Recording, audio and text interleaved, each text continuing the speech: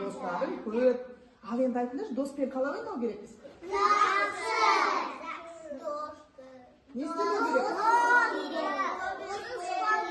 Дұрыс ұрсыспау керек, иә, доспен? Досты ренжітпеу керекпіз, сосын.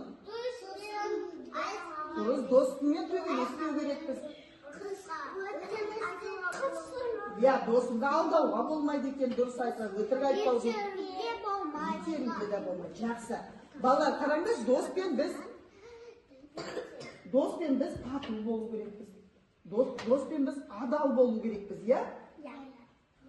Адал деген сөзді қалай түсінесіздер, балалар? Адал деген не? Досымен қалай адал болу керек? Дос. Дос болу керек. Адал деген досыңды не істемеу керексің? Алдамау керексің, иә? Досыңа өтірік айтпау керексіңдер, иә, балалар? Иә,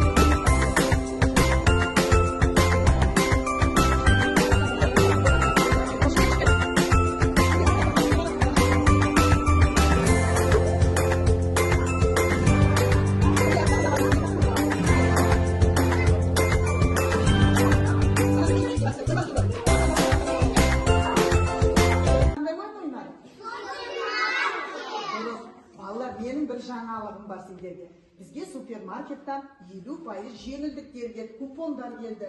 Ол купонда 50% жеңілдіктер бар екен. Мен қазір сендерге сол купондарды таратамын. Қалай ойлайсыңдар? Ол купонды не үшін сендерге берді деп ойлайсыңдар? Не үшін берді? Не үшін?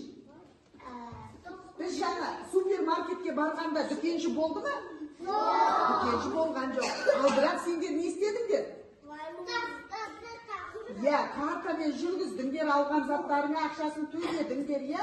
Кассаға ақшасын қойып кеттіңдер. Сендер адал болғандарың үшін сендерге сондай жеңілдік беріп жатыр. Ендеше адал болған жақсы ма екен?